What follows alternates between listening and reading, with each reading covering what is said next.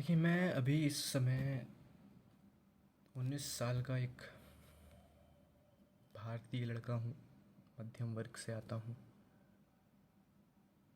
और इन 19 सालों में, कुछ वर्षों में, जो मैंने सीखा है जीवन के बारे में, वो मैं आज आपसे डिस्कस करने वाला हूँ। कुछ जीवन का सत्य। मुझे तो सत्य लगता है, हो सकता है कि मैं गलत हूँ। इस उम्र में जो सही लगे, ज़रूरी नहीं है कि वो सही हो, सर्वाधिक सत्य हो। वैसे भी कोई भी चीज़ इस जगत में सर्वाधिक सत्य, एब्सोल्यूट ट्रुथ, तो दुनिया में है ही नहीं।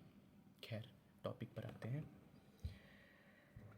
मैंने एक जगह पढ़ा था कि we are valued for our success more than for our existence. हमें वैल्यू हमारे एग्जिस्टेंस की वजह से मिलनी चाहिए। सिर्फ हमारे एग्जिस्ट करने के लिए जो हमें वैल्यू मिलनी चाहिए, वो हमारे सक्सेस पे, मटीरियलिस्टिक चीज़ों पे डिपेंड करने लगी है आजकल।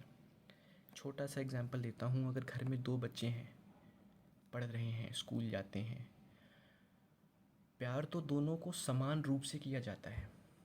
और प्यार का जो मेज़र करने का जो उसका सीमा है, जो चीज़ है, मुझे नहीं पता क्या होता है, जो भी होता है, तो जो प्यार उसे मिलेगा वो समान रूप से मिलेगा दोनों को। इज्जत किसे ज़्यादा मिलेगी? दो बच्चों में से एक जो है वो पढ़ाई में बहुत अच्छा है, अच्छे नंबर लाता है, समाज में जो झुंझुना चलता है ना, गुड मार्क्स, वो उसके पास है, बजाता है झुंझुना अपना, समाज उसके पास आता है, लोग उसके पास आते हैं, उसको थोड़ी बहुत इज्जत मिल जाती है। इज्जत क्या मतलब मिलती है? उसकी लोग बात सुनते हैं, ज़्यादा सुनते हैं, उसकी डिमांड्स ज़्यादा पूरी होती हैं एज़ कम्पेयर टू जो दूसरा बच्चा है जो पढ़ाई में कमज़ोर है, जिसको पढ़ाई में मन नहीं, कमज़ोर तो मैं नहीं कहूँगा, जो जिसका पढ़ाई में मन नहीं लगता है। सिंपल सीधी बात, ठीक है। कल को क्या होगा? जो पढ़ा वाला बच्चा है वो पढ़ लिख लेगा, कहीं अच्छी जगह नौकरी करेगा, उसको और इज़्ज़त मिलेगी। घर में ही उसकी ज़्यादा सुनी जाएगी, समाज में भी उसकी सुनी जाएगी। छोटे वाले की ना घर में सुनी जाएगी ना समाज में, क्योंकि अभी तक उसने कुछ नहीं उखाड़ा है। कल को उसके अगले दिन अगर ये हो कि जो छोटा वाला बच्चा है वो कुछ ऐसा जीवन में कमाल कर जाए कि पूरी दुनिया में उसकी ख्याति हो जाए, पूरी दुनिया उसे जानने लगे, तो यही चीज़, यही पावर, यही पोजीशन ऑफ रिस्पेक्ट जो पहले वाले को मिल रही थी, यूं बदल जाएगी, एकदम से चेंज हो जाएगी।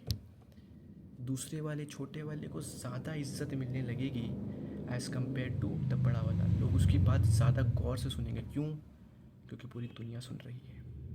उसने जीवन में वो चीज़ कमा लिया है जो सबको चाहिए। भाई, ख्याति किसे नहीं चाहिए? पूरी दुनिया में तुम्हारी ख्याति हो रही है, सब तुम्हें जान रहे हैं, इससे बड़ा क्या हो सकता है? तुम फेमस हो, लोग तुम्हारी बातें सुनते हैं, इससे बड़ा क्या हो सकता है? मॉरल क्या है इस बात का? मॉरल ये है कि इस संसार में जो ये अपनी धरती है, जो जगत है, जो माया नगरी है, इस माया नगरी में शक्ति की पूजा है, व्यक्ति की पूजा नहीं है। जो जितना ज़्यादा शक्तिशाली है वो उतना ही पूजनीय है। सिंपल सीधी बात, ठीक है। इसको, और देखिए, ये माया नगरी है, ठीक है, और एक छोटी सी माया ही है, फरेब है इस धरती की। और इस जगत में, इस संसार में माया ही सत्य है। तो इस जगत में शक्ति की पूजा है, व्यक्ति की पूजा नहीं है। जो जितना ज़्यादा शक्तिशाली होता है वो उतना ही पूजनीय होता है। अपने घर में देख लीजिए, समाज में देख लीजिए, आपके घर में कोई एक ऐसा व्यक्ति होगा जो समाज के हिसाब से एक बहुत अच्छे पद पे है। मान लीजिए वो एक आईएएस ऑफिसर ही अगर है, या कोई पॉलिटिशियन है, ठीक है, वो आपके घर पे आएगा तो आप कहेंगे भाई खातिरदारी अच्छी होनी चाहिए, बहुत अच्छी होनी चाहिए। नॉर्मल कोई गेस्ट आ रहे हैं, आपके रिलेटिव आ रहे हैं, आप क्या करेंगे? कमरा साफ़ कर देंगे, सोफ़े पे कुशन से उसको सीधा कर देंगे, टेबल है उसको साफ़ कर देंगे। वो आपके घर में आएगा ना, पेंटिंग करवाएंगे घर की। बेड है, बेड में अगर कहीं पे क्रैक है छोटा सा, बेड का माइका निकला हुआ है, उसको पूरा रिफर्बिश कराएंगे, नया कराएंगे। क्यों करा रहे हैं? समाज झुनझुनों से चलता है। वो खिलौने होते हैं ना, ऐसे बजाते हैं लोग, छोटे बच्चे। समाज के भी अपने झुनझुने हैं, ठीक है। जिसके पास जितना ज़्यादा, जितना बड़ा झुनझुना होता है, उसके पास उतना क्राउड, उतनी इज्जत उसे प्राप्त होती है जीवन में। इमेजिन करिए कि वो जो इंसान आपके घर पे आया, सेम व्यक्ति को इमेजिन करिए कि वो कुछ नहीं किया है। मान लीजिए कि एक ए पर्सन है, जो एक पॉलिटिशियन है बहुत बड़ा, आपके घर पे आ रहा है। उसकी हॉस्पिटैलिटी कैसे करेंगे आप, समझ रहे हैं? आप उसी सेम व्यक्ति को आप ऐसे समझिए, सेम पर्सन को आप एक बहुत ही नकारा इंसान बना दीजिए समाज के हिसाब से। जीवन में उसने कुछ नहीं किया, एक ऐसा व्यक्ति बना दीजिए। क्या आप उसको इज्जत देंगे? वो फ़ोन करेगा, हाँ जी मैं आ रहा हूँ, आप बहाना मार दोगे, आपको मिलने का भी मन नहीं करेगा उससे। क्यों? क्योंकि उसने जीवन में कुछ हासिल नहीं किया समाज को दिखाने के लिए। हो सकता है उसे, उसके अंदर बहुत ज्ञान हो सकता है वो बहुत चीज़ें जानता हो सकता है उसने बहुत सी चीज़ें आपको, आपसे मिले तो आपको सिखा के जाएगी, लेकिन नहीं, समाज को दिखाने के लिए, समाज में बजाने के लिए उसके पास वो झुनझुना नहीं है जो बाकियों के पास है। समाज ऐसे चलता है। और दूसरी चीज़, जो लोग समाज को कहते हैं ना कि समाज सबसे ऊंचा होता है, समाज को बहुत सुनना चाहिए, चार लोग क्या कहेंगे, फलाना ढिमकाना। मेरा क्या मानना है कि समाज 3 कैटेगरी के लोगों से चलता है। मैं समाज को जाति धर्म के आधार पर नहीं बांटता हूँ, उम्र के तराजू पे उसे बांटता हूँ, उम्र के कैटेगरीज़ में उसको बांटता हूँ कि किस उम्र में कैसी सोच, कैसा जज्बात, कैसी थिंकिंग होती है, उसके बेस पे मैं समाज को 3 वर्ग में बांटता हूँ। पहला, ये वो उम्र होती है किशोरावस्था जिसे कहते हैं, 10-12 साल से लेकर के 20 साल की जो उम्र होती है, जहाँ पे बच्चे का नरिशमेंट हो रहा है, जो अभी नर्चर फेज़ में है समाज में उतरने के लिए। हमारे जैसे लोग, मेरे जैसे लोग जो अभी पूरी तरह से जवानी में भी नहीं आए हैं, ना उन्होंने बचपना छोड़ा है, ठीक है, मैं 19 साल का हूँ। तो ये जो 12 से लेकर के 10-12 से लेकर के 20 साल की जो उम्र है, एक पहला वर्ग हो गया। दूसरा वर्ग होता है हमारे माँ बाप, जो 30-35 से लेकर के जो 50-55 की जो 20-30 साल की आयु है, इसमें आप काम करते हैं।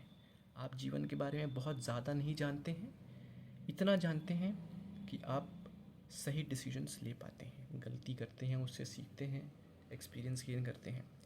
ये सारी चीज़ें हो रही होती हैं इसमें। देखिए काम क्या है, काम 22 साल का लड़का भी करता है, 25 साल की लड़की भी काम करती है, लेकिन उनके अंदर इमोशंस ज़्यादा हैं, वो ज़्यादा जज्बाती होते हैं, ठीक है।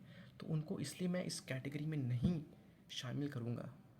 जब मैं बोल रहा हूँ 35 से 50 साल, 55 साल के लोग, मेरा कहने का मतलब है उनका डिसीजन मेकिंग प्रिसाइज होगा, समाज को लेकर के, चीज़ों को लेकर के सही डिसीजंस ले पाएंगे, नीड्स वांट्स में वो नीड्स को फुलफ़िल कर पाएंगे। तो एक मैच्योरिटी उन्हें आ जाती है चीज़ों में। इसलिए मैंने 35 से 55 की उम्र ली, 20 साल का जो। ये लोग क्या होता है, ये लोग समाज में काम करते हैं, समाज को बिल्ड करने में इनका बहुत बड़ा योगदान होता है, हम इनसे प्रेरणा लेते हैं।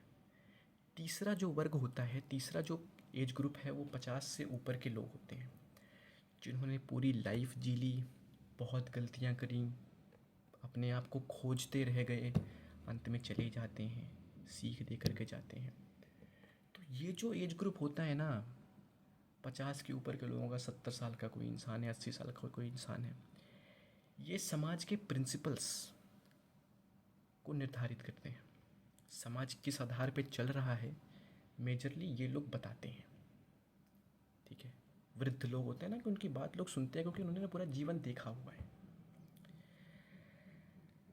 आज अगर मान लो लोग, अब मैं आपको क्या बता रहा हूँ, मैं ये बता रहा हूँ कि लोग कहते हैं समाज से डरना चाहिए, समाज से ये होता है, समाज की बातें सुननी चाहिए। नहीं, 4 लोग क्या कहेंगे कहने दो।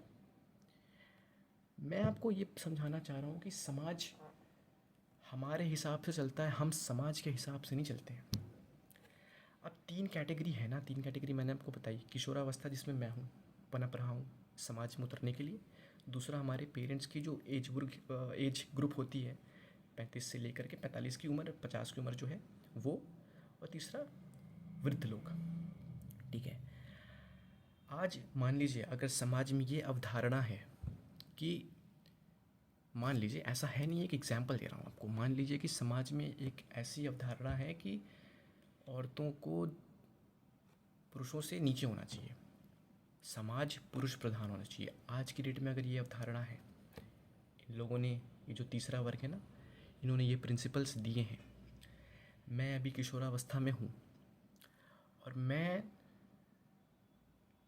सोचता हूँ, मेरी जो थिंकिंग है वो ये है कि नहीं, समाज एक सुंदर और एक शुद्ध समाज के लिए, देश के लिए, देश के भविष्य के लिए, ह्यूमन काइंड के लिए, ये जो चीज़ है, ये जो थिंकिंग है, मेरी जो थिंकिंग है वो ये है कि नहीं, समाज को आगे बढ़ाने के लिए, शुद्ध और स्वच्छ समाज के लिए, सुंदर समाज के लिए पुरुषों का मर्दों के साथ हाथ में हाथ डाल के चलना बहुत ज़रूरी है। इनफैक्ट औरतों का मर्दों से 2 कदम आगे होना एक सुंदर समाज के लिए, एक सुंदर देश के भविष्य के लिए होना बहुत ज़रूरी है। अगर मेरी ऐसी थिंकिंग है, किस समय, जिस समय समाज में ये अवधारणा है कि समाज पुरुष प्रधान होना चाहिए, ठीक, इस ग्रुप से निकल के अगर मैं अपनी थिंकिंग को इस ग्रुप से निकल के मैं इस ग्रुप में आऊँगा, काम करूँगा समाज में, कल को इस ग्रुप से निकल के मैं इस ग्रुप में भी आऊँगा, प्रिंसिपल सेट करने वाली उम्र में भी आऊँगा, मैं प्रिंसिपल्स दूंगा। अगर मेरी इस उम्र में प्रिंसिपल थिंकिंग ये है कि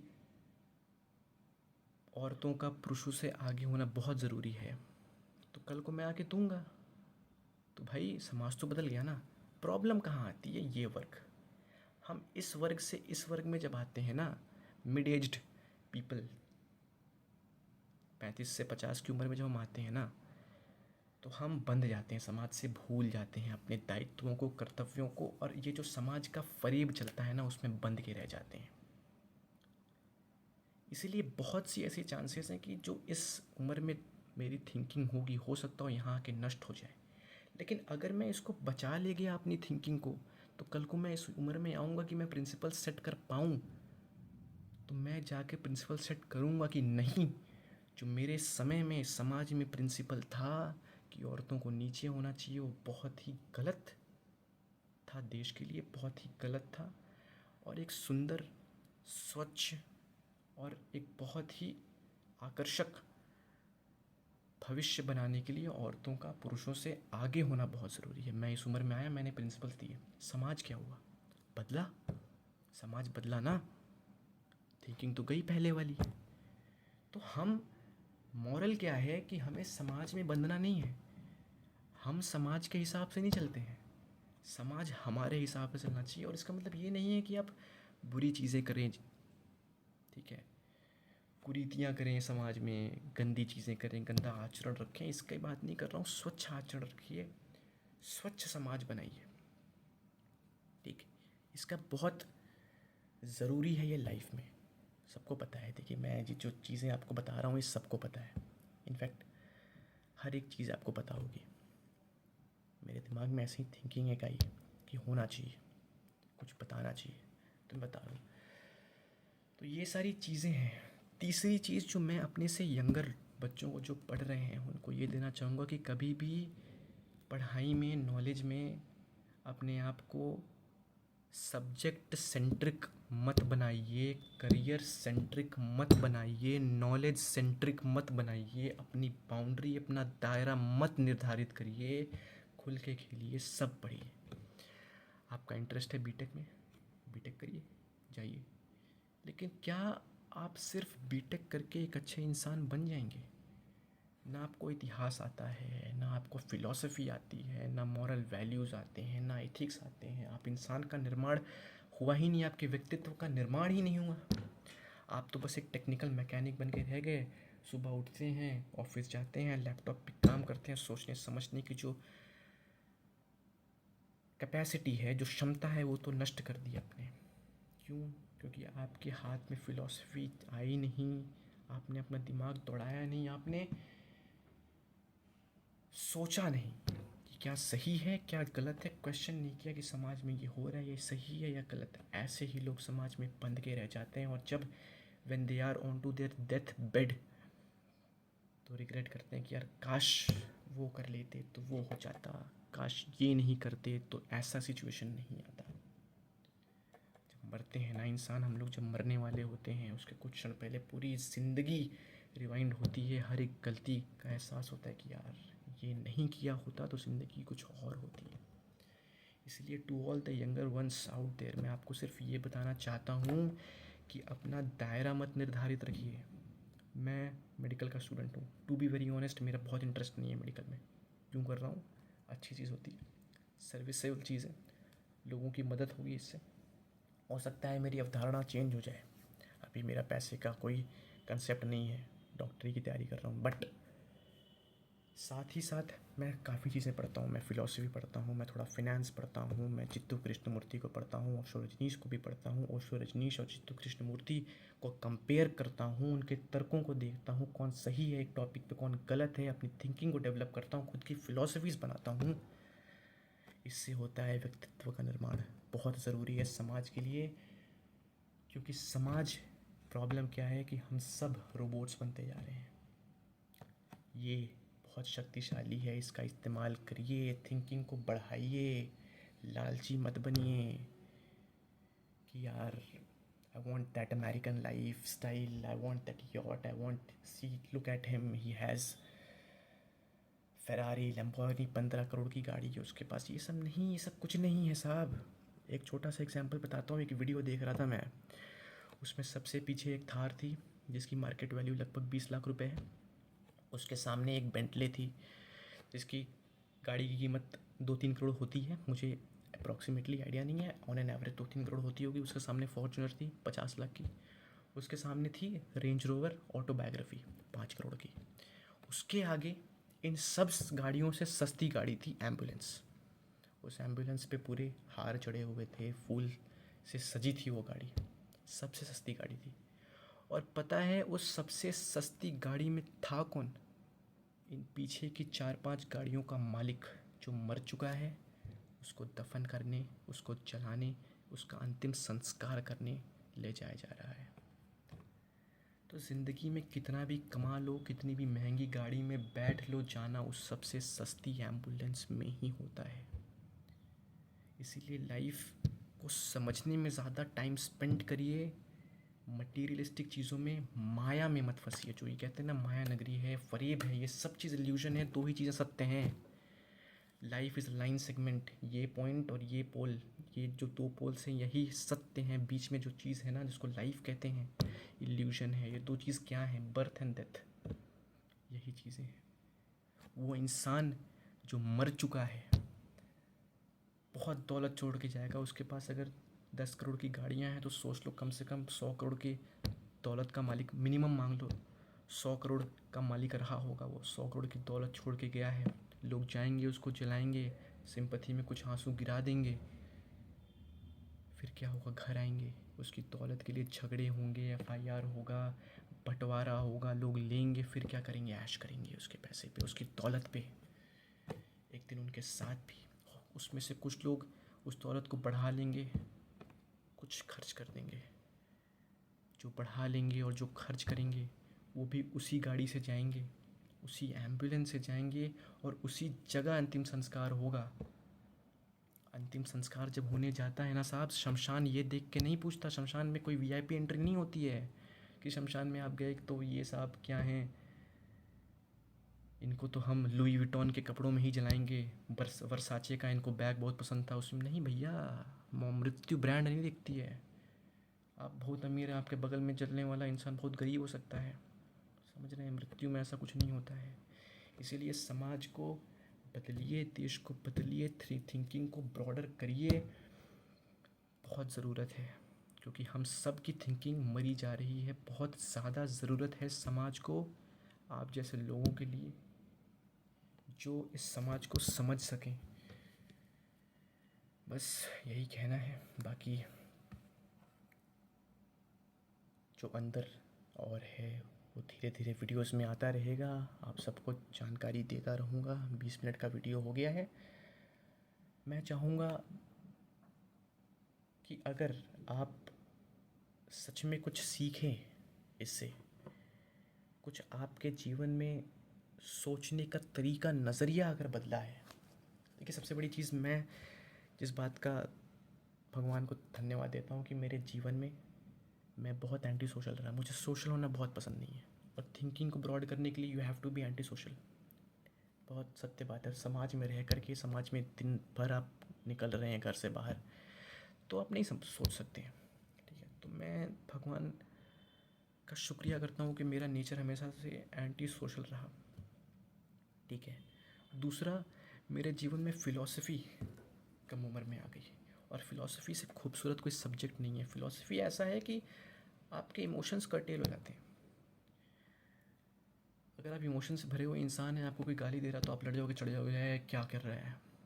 मुझे कोई गाली देगा तो मैं सोचूंगा एक बार कि क्यों दे रहा है, क्या हो गया इसको, जाने दो, छोड़ो, हटाओ, क्या हो जाएगा उससे। ये है, this is the power of philosophy. तो फिलोसफिकल चीज़ें पढ़िए। I am very thankful to Jiddu Krishnamurti. मेरे 17-18 साल की उम्र में मेरी मुलाकात जिद्दू कृष्णमूर्ति से हो गई। उनकी किताब मैंने पढ़ी है जो जीवन के बारे में है। कुछ पढ़ी है, और कुछ और फिलोसफर्स की वीडियोस में देखता रहता हूँ। तो कहने का तात्पर्य ये है कि कभी भी अपने आप को दायरे में मत रखिए, खुल के खेलिए। दायरे में रखेंगे, डर डर के रहेंगे। खुल के खेलिए, खुल के खेलेंगे तभी छक्का पड़ेगा। हो सकता हो पहले बॉल पे आउट हो जाए, डक हो जाए, 2 बार हो जाए, 3 बार, चौथे बार पे जो 100 रन की पारी खेल के जाएंगे ना आप, पूरी दुनिया याद रखेगी आपको। नमस्कार।